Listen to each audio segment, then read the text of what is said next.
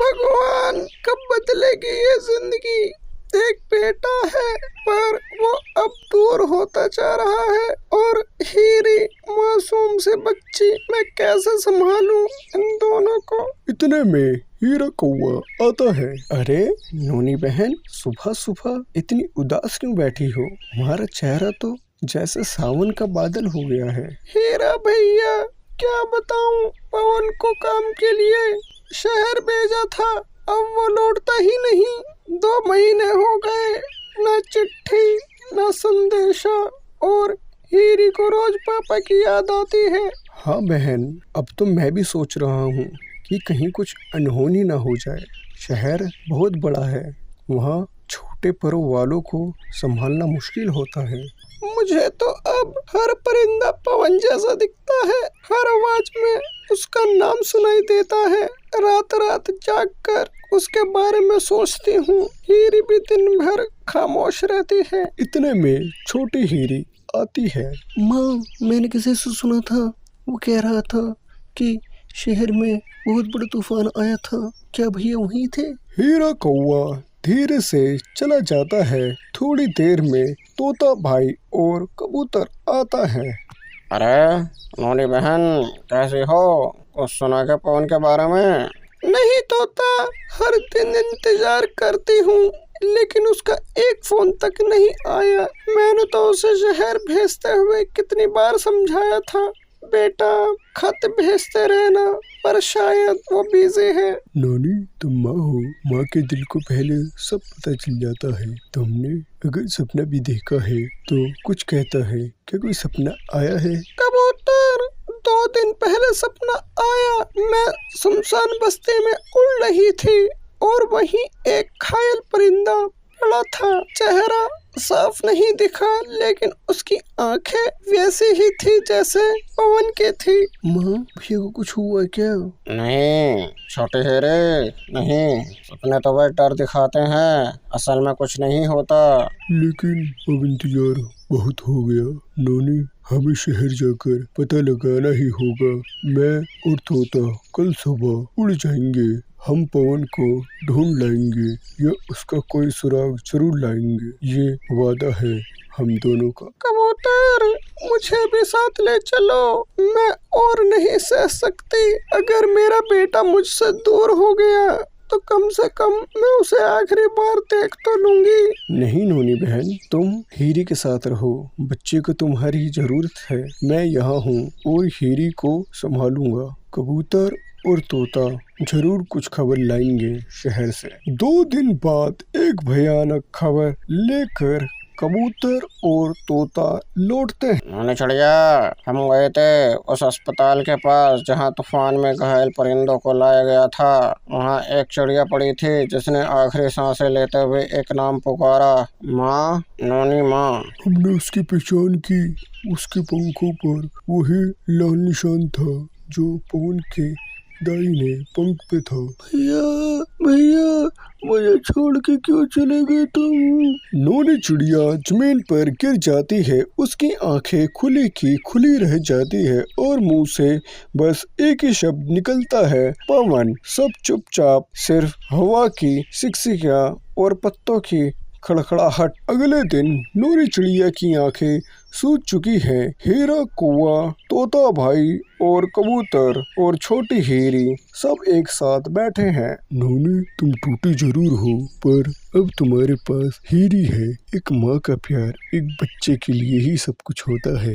पवन चला गया, मगर उसका सपना, उसकी मेहनत, उसके लिए तुम्हारा गर्व है, ये सब हीरी में जिंदा रहेंगे। हाँ बेटे, अब तुम ही मेरी उड़ान हो, मेरे पंखों में ही मेरा आसमान हो।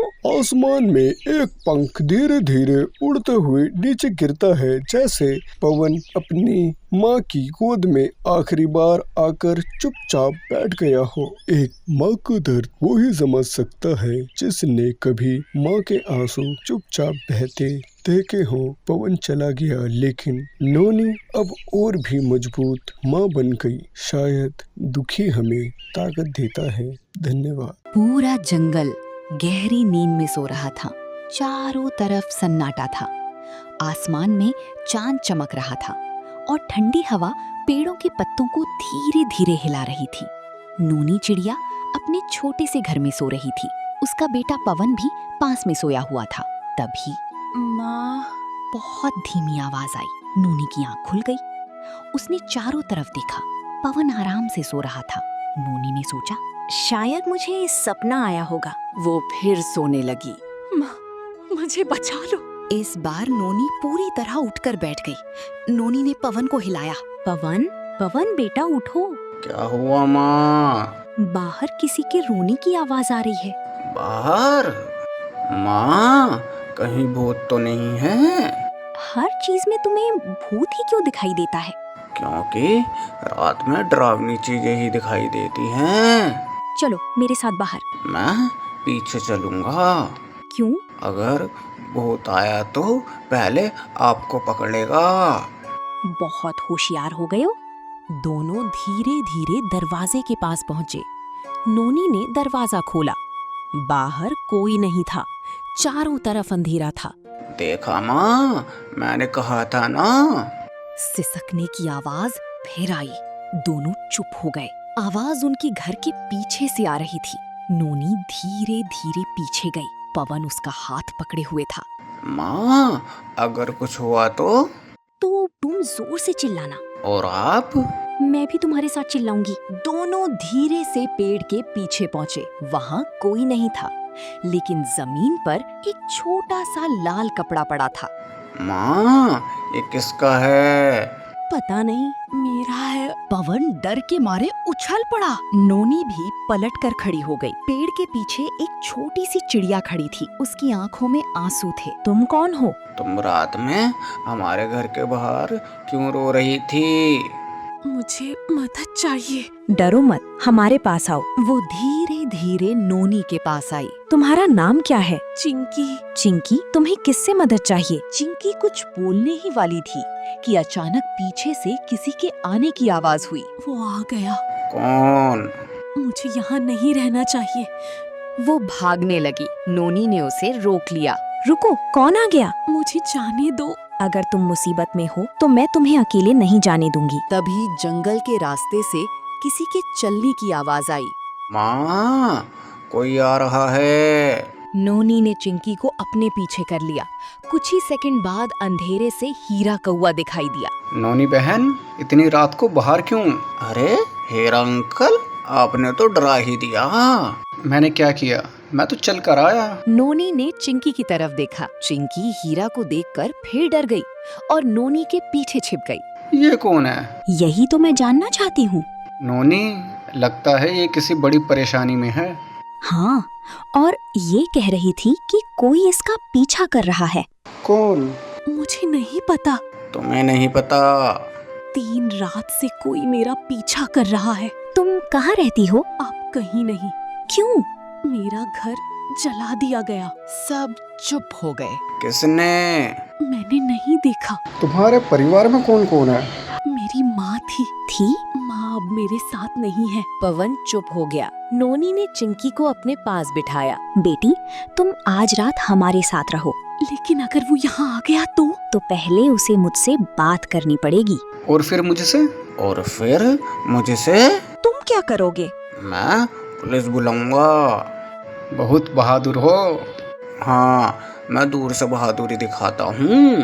सब हंस पड़े, लेकिन उस हंसी के बीच भी चिंकी के चेहरे पर डर बना हुआ था। उस रात चिंकी नूनी के घर में सो गई। बेटा, दरवाजा ठीक से बंद कर देना। माँ, आज मैं पहरा दूंगा। तुम 5 मिनट में सो जाओगे। नहीं माँ। 10 मिनट बाद पवन खर्राटे लेने लगा। दरवाजे पर दस्तक हुई। नूनी की आंख खुल गई। चिंकी भी उठ बैठी। उसका चेहरा डर से सफेद पड़ गया। वो आ गया। कौन? जिससे मैं भाग रही हूँ। पवन भी जाग गया। कौन आया? नोनी, दरवाजा खोलो। नूनी ने आवाज पहचानी। हीरा? हाँ। नूनी ने दरवाजा खोला। हीरा हाँफ रहा था। नोनी, जल्दी मेरे साथ चलो।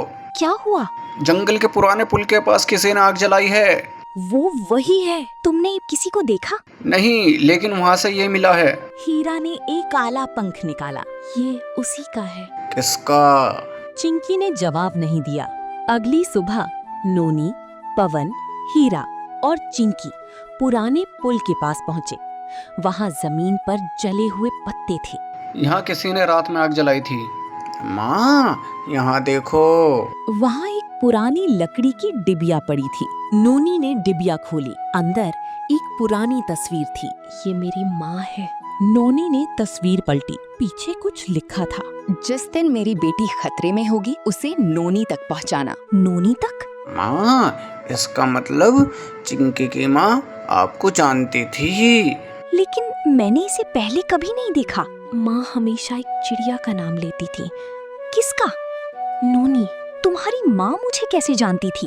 मुझे नहीं पता। उसी समय पीछे झाड़ियों में आवाज हुई। सबने पलटकर देखा। एक काली परछाई तेजी से भागी। रुको। हीरा उसके पीछे उड़ गया। पवन भी भागा। नोनी ने चिंकी का हाथ पकड़ लिया। कुछ देर बाद हीरा वापस आया। मैं उसे पकड़ नहीं पाया। कुछ पता चला? ये मिला है। हीरा ने जमीन से एक कागज उठाया। कागज पर लिखा था, चिंकी को नोनी से दूर रखो। अब बात गंभीर है। माँ, कोई नहीं चाहता कि चिंकी आपके पास रहे। मैंने कहा था ना, वो मुझे ढूंढ लेगा। अब तुम अकेली नहीं हो। उस दिन नोनी ने तय किया कि वो सच का पता लगाएगी। वो जंगल के सबसे पुराने पेड़ के पास रहने वाले बूढ़े कबूतर के पास गई। बाबा, क्या आप चिंकी की माँ को जानते थे? हाँ, वो कैसी थी बहुत बहादुर। और उसके साथ क्या हुआ? उसने जंगल के एक बड़े रहस्य का पता लगा लिया था। कैसा रहस्य? जंगल में कुछ लोग गरीब जानवरों के घरों पर कब्जा करना चाहते थे। चिंकी की माँ ने इसको विरोध किया था। तो उन्होंने उसका घर जला दिया। शायद। और चिंकी? चिंकी उस रात बच गई थी। माँ ने मुझे छिपा दिया था। लेकिन चिंकी की माँ ने मरने से पहले एक बात कही थी। क्या? मेरी बेटी को उस चिड़िया के पास पहुंचा देना जिस पर मुझे सबसे ज्यादा भरोसा है। लेकिन वो मैं क्यों? क्योंकि सालों पहले तुमने उसकी जान बचाई थी। नोनी हैरान हो गई। धीरे धीरे उसे कुछ याद आने लगा। बहुत साल पहले जंगल में भयंकर बारिश हुई थी। एक छोटी चिड़िया नदी में बह रही थी। नोनी ने उसे बचाया था। लेकिन वो चिड़िया कौन थी, नोनी भूल चुकी थी। वही चिंकी की माँ थी। तो तुम्हारी माँ वही चिड़िया थी? माँ हमेशा कहती थी कि अगर कभी मुसीबत आए तो नोनी को ढूंढना। लेकिन तभी दूर से आवाज आई, बहुत हो गया। सबने पीछे देखा। एक बड़ा काला कौवा खड़ा था। उसके साथ 2 और कौवे थे। तुम कौन हो? मेरा नाम कालू है। तुम चिंकी के पीछे क्यों पड़े हो? क्योंकि उसकी माँ ने जो कागज छिपाया था वो मुझे चाहिए। कौन सा कागज? वही कागज जिसमें जंगल की जमीन का सच लिखा है। नोनी समझ गई। चिंकी की माँ ने जंगल के जानवरों को बचाने के लिए सबूत छिपाया था। कागज मुझे दे दो और चिंकी को भूल जाओ। अगर मैं मना कर दूं? तो तुम्हारा घर भी सुरक्षित नहीं रहेगा। मेरी माँ को धमकी मत देना। नोनी ने पवन को पीछे किया। बेटा, पीछे रहो। कालू, तुम गलत जगह आ गए हो। तभी जंगल के कई जानवर वहां पहुंच गए। तोता, कबूतर, गिलहरी और हिरन सब नोनी के साथ खड़े हो गए। कालू पीछे हटने लगा। अब बोलो, किसे धमका रहे हो? कालू पीछे हटने लगा। मुझे अब तुमसे डर नहीं लगता। कालू चौंक गया। मेरी माँ चली गई, मेरा घर चला गया, लेकिन मेरी हिम्मत अभी भी मेरे साथ है। नोनी की आंखों में गर्व था। जंगल के सभी जानवरों ने मिलकर कालू और उसके साथियों को पकड़ लिया। बाद में जंगल के मुखिया को सारी सच्चाई पता चली। चिंकी की माँ ने जो सबूत छिपाया था, उससे कई गरीब जानवरों के घर बच गए। चिंकी को उसकी माँ का पुराना घर फिर से मिला, लेकिन उसने अकेले रहने से मना कर दिया। वो नोनी से बोली, क्या मैं कभी कभी आपके घर आ सकती हूँ? कभी कभी क्यों, जब चाहो तब आओ। और मेरे कमरे में बिना पूछे मत आना। क्यों? कौन सी चीजें? मेरे खिलौने। तो मैं वही लेने आऊंगी। कुछ दिनों बाद नोनी रात में अपने घर के बाहर बैठी थी। चांद आसमान में चमक रहा था। पवन उसके पास आकर बैठ गया। माँ, एक बात पूछूं? पूछो। अगर उस रात हम चिंकी की आवाज नहीं सुनते तो? शायद उसकी जिंदगी बदलने में हमें देर हो जाती। और अगर हम उससे डर कर दरवाजा बंद कर लेते तो शायद हम एक बेटी को खो देते। पवन ने माँ का हाथ पकड़ लिया। माँ, आपने अच्छा किया कि दरवाजा खोला। कभी कभी बेटा, भगवान हमारे दरवाजे पर मदद मांगने वाला भेजते हैं। हमें ये पहचानना होता है कि वो परेशानी है या किसी की जिंदगी बदलने का मौका। तभी दूर से चिंकी की आवाज आई। नोनी माँ, आ रही हूँ बेटी। माँ, अब तो ये आपको माँ ही बुलाती है। तो क्या हुआ? कुछ नहीं, बस अब घर से मेरी छुट्टी। बहुत बोलने लगे हो। तीनों की हंसी पूरे जंगल में गूंज उठी और उस रात के बाद नोनी के घर के बाहर फिर कभी किसी की डरावनी आवाज नहीं आई। लेकिन एक बात हमेशा याद रही, किसी रोते हुए इंसान या किसी डरे हुए दिल को देखकर दरवाजा बंद मत करना। हो सकता है उसके पीछे कोई ऐसी कहानी छिपी हो जो आपकी पूरी जिंदगी बदल दे। उठो मेरे सोने का टुकड़ा, सूरज निकल आया। मुझे थोड़ी देर और सोने दो ना, आज स्कूल नहीं जाना मम्मी। माँ, आज बाजार में कौए अंकल की दुकान पर काम करने जाना है, जल्दी जाना पड़ेगा मुझे आज। हीरा कौआ जो पेड़ के नीचे अपनी छोटी सी फल की सब्जी की दुकान चलाता है, वहीं से आवाज लगाता है, अरे पवन बेटा, आज से दुकान तेरे हवाले, मैं तो आराम करूंगा। देखा, मेरे पंखों के नीचे के बच्चे भी उड़ान भरने लगे। एक दिन नोनी चिड़िया जंगल के किनारे एक टूटा फूटा मोबाइल पाती है। पवन उसे चालू करता है और उस पर एक वीडियो रिकॉर्ड करता है जिसमें नोनी चिड़िया अपनी फिल्मी स्टाइल में गाना गा रही होती है। मम्मी, तुम्हारी अदाएं तो हीरोइन जैसी है।